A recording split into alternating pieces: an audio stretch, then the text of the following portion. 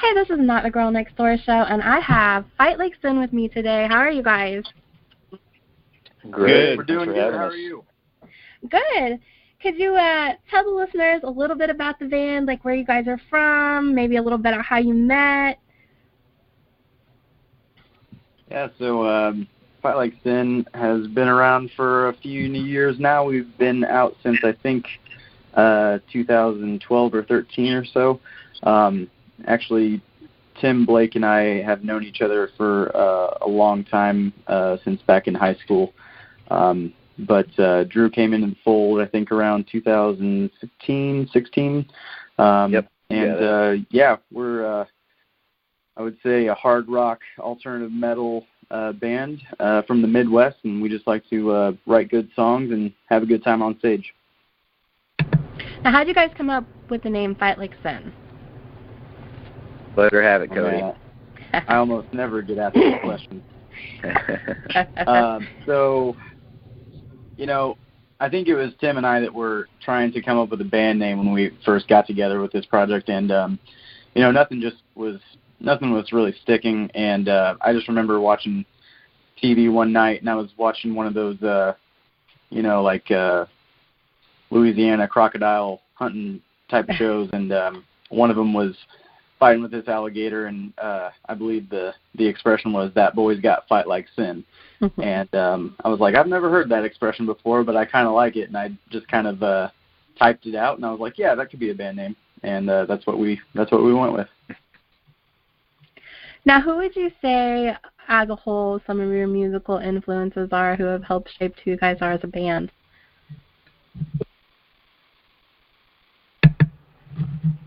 Tim, go ahead and start it off.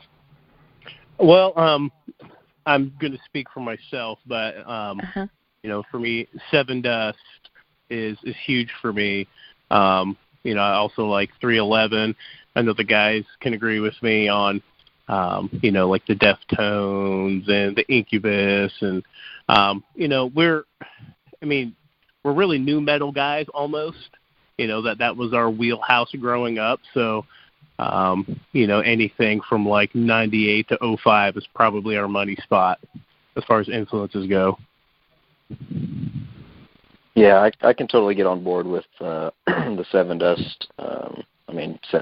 Sevendust for me was huge in a lot of aspects. I guess as far as personal influences for me, more on the bass realm, but one big one that stuck out for me, just kind of similar style that I adapted throughout the years, was Ryan Martini of Mudvayne, which we don't, we're not nearly as heavy as Mudvayne was in the past, but I surely adapted a lot of his style in the bass. But yeah, for sure, Sevendust, Deftones realm. I was a big fan of Chevelle when they first came out, still am, but yeah, a lot of those. The Sevendust realm, I think, for me is kind of what sticks out the most.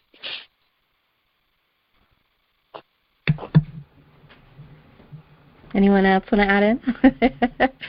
Cody, Sure. what do you got? For me, it's I kind of grew up. I agree with Deftones, and for me, I get a lot of my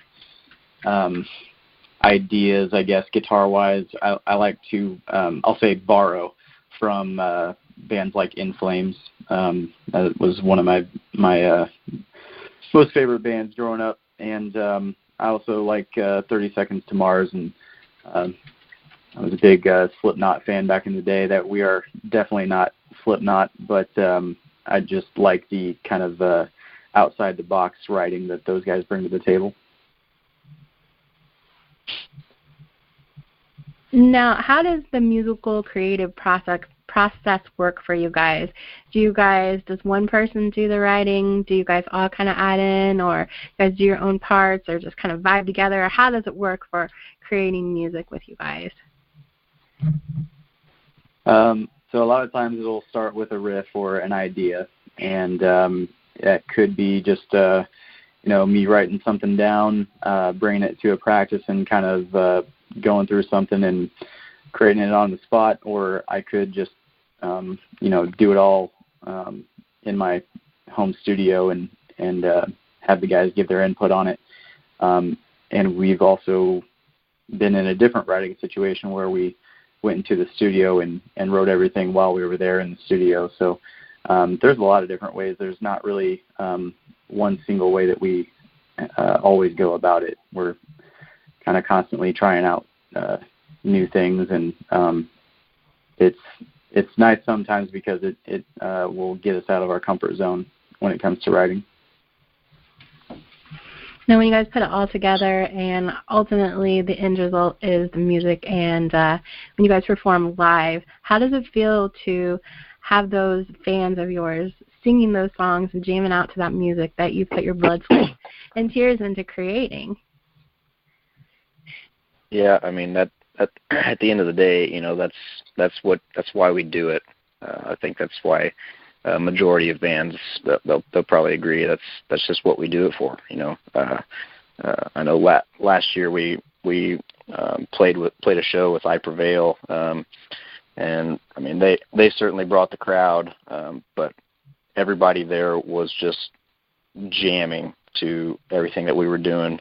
And we had our fair share of fans there, but to see everybody just banging their heads and seeing some pits going on the floor, and I mean that's why you do it. It's just to see other people having enjoyment from just like you said, the blood, sweat, and tears put into what everything that we've worked on and written together. That's the name of the game for me. I just saw those guys in Peoria last year at Spring Fling, I Prevail, and I have to say that I wasn't the biggest fan of theirs. I didn't dislike them, but seeing them perform live, holy cow, they have a lot of energy, and they're pretty awesome band to see live. How was it performing with the boys? I know you guys said that that everybody was jamming out to your stuff. How were the guys? Did you guys get to meet them or anything? Yeah, they were. I don't know that they were necessarily opposed to hanging out, or maybe that was something that their tour manager had a say in. But they weren't really around much. We saw them walking around a little bit before the show. But I mean, from what I've gathered, they enjoyed spending time with some of their fans that came to see them, and I will agree. They put on a good show. They've got tons of props, tons of energy, tons of crowd interaction. So yeah, they put on a good show for sure. And it was a killer night for us. I know we all had a blast.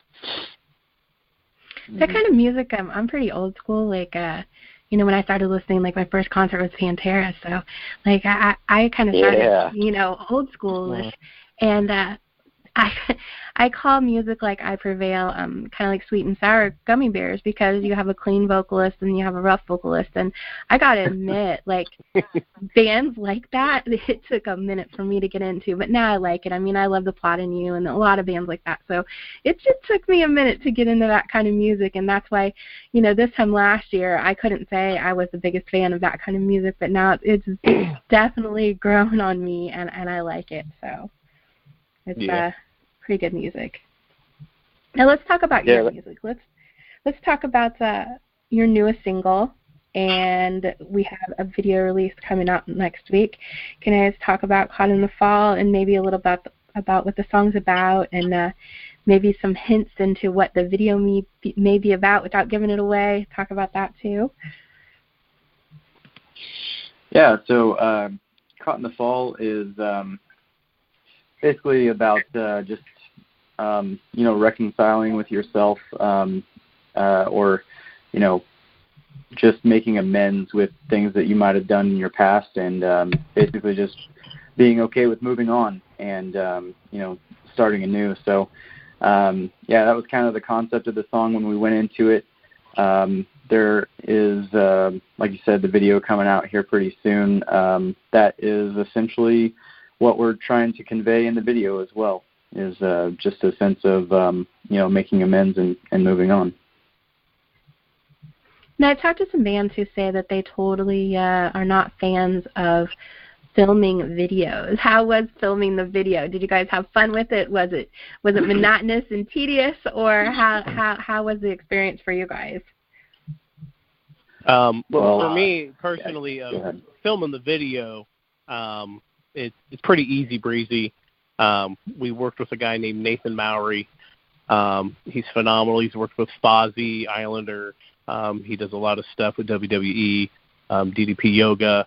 He's a true professional. We've been lucky to do a couple videos with him. The process is fun.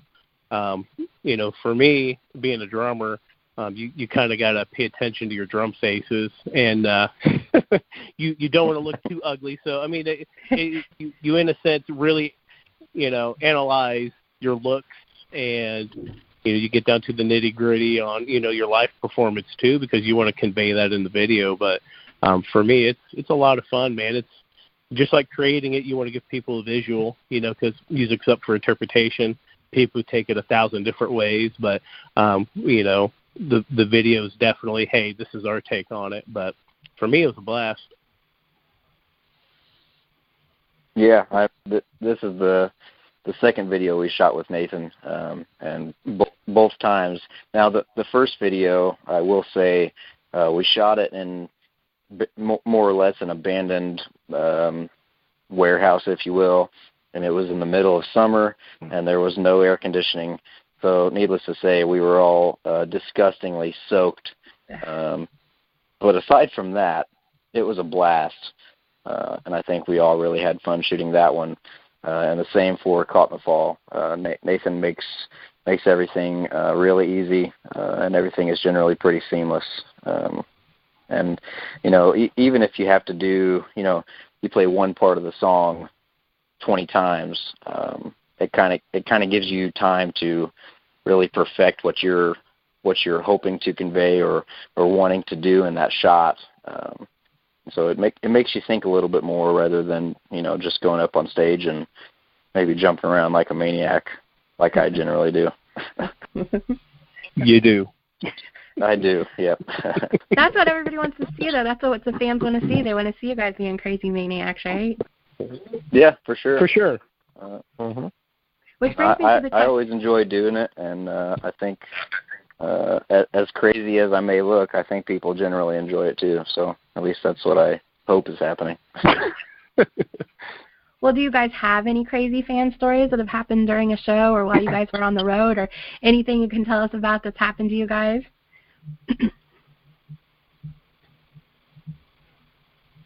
I don't know that we've had anything absolutely wild happen. I mean, at least since I've been in the band, since 2015. I don't think that I've experienced anything crazy. Maybe Tim or Cody can add something that they may or may not have seen, but yeah, I mean, the only thing I could think of, I mean, we're still kind of new. We've had a couple of fans travel from, of course, we're from Indiana. We've had a couple fans travel from New York and travel a considerable way to see us. And, it's mind-boggling that, we're that good for someone to travel, 16, 18 hours to see us. And, it's crazy to think about. But, yeah, that's the only thing I could think of. But, for us, it's cool. It's like, what, wow, like, who would have thought in a million years, someone to travel that kind of distance. But that's the only thing I could think of.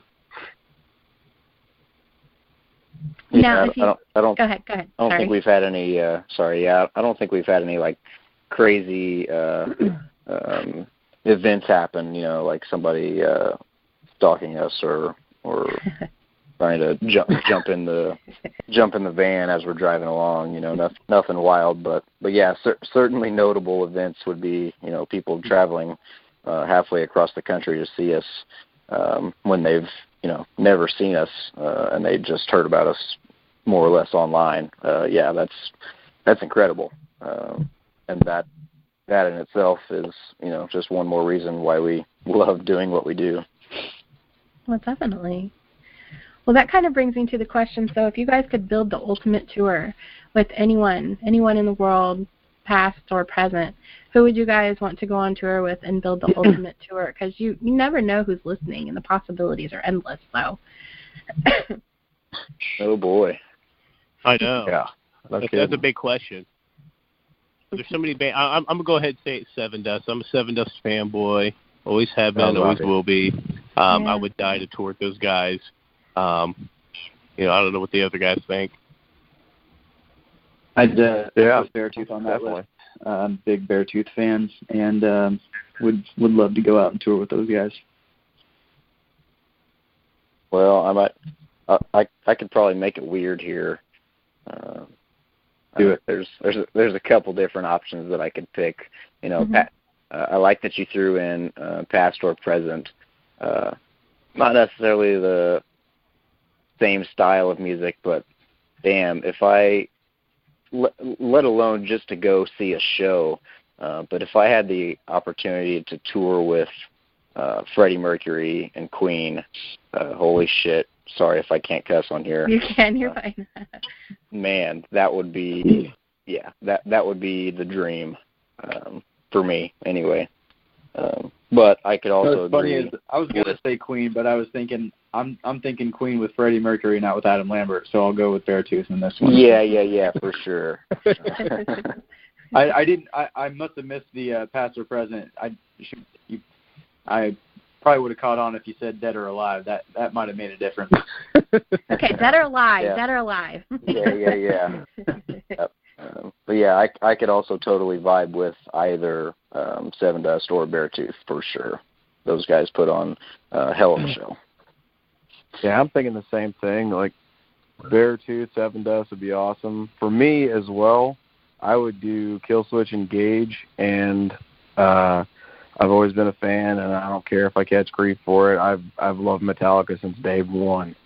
So it's like that's my dream tour right there. And it's a really random one, but that's my business. So. Okay, which Killswitch Engage singer? Howard. Yes, there you go. It's Jesse for me. I still really? Yeah. He was my first introduction into Killswitch, so I can't. I mean, Howard. He was mine too. Howard's good. Rose for Sharon is like my absolute favorite song. It's probably the reason why I have speeding tickets. So.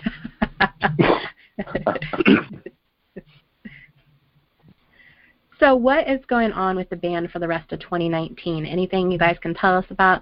More shows, more music, more videos, more tours? What's going on for 2019, the rest of the year?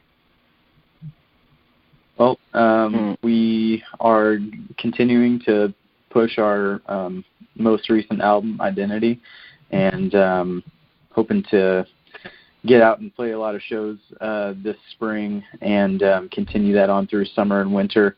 We've got a few shows booked currently, but we're always looking for more opportunities to get out of Indiana and explore around the Midwest. We are definitely weekend warriors right now, but we would love to go out and meet people and play with all these other great bands that we hear just through our networking and also on Rock Rage Radio. We may or may not have some new music already recorded that we haven't released yet that we are planning on releasing. May or may not. May or Take may that not. for what you will. Dead or alive. So where can fans, listeners find your music? Are you guys all over social media? Where can people find your stuff? Yep, we are all over social media. One place I would definitely recommend to go is our website, fightlikesin.com, and there is a free area on the website where you can go and get 3 tracks of ours absolutely free, no down payment or anything like that. It's yours. We're on Facebook, we're on Twitter, we're on Instagram, all at Fight Like Sin. And if you've got Spotify or iTunes or Apple Music, all of our stuff is on there. So go check us out. Well, definitely anytime you guys have a show coming up, anytime you have new music, you guys come back anytime. I thank you guys for coming on the show. Thank you for having me.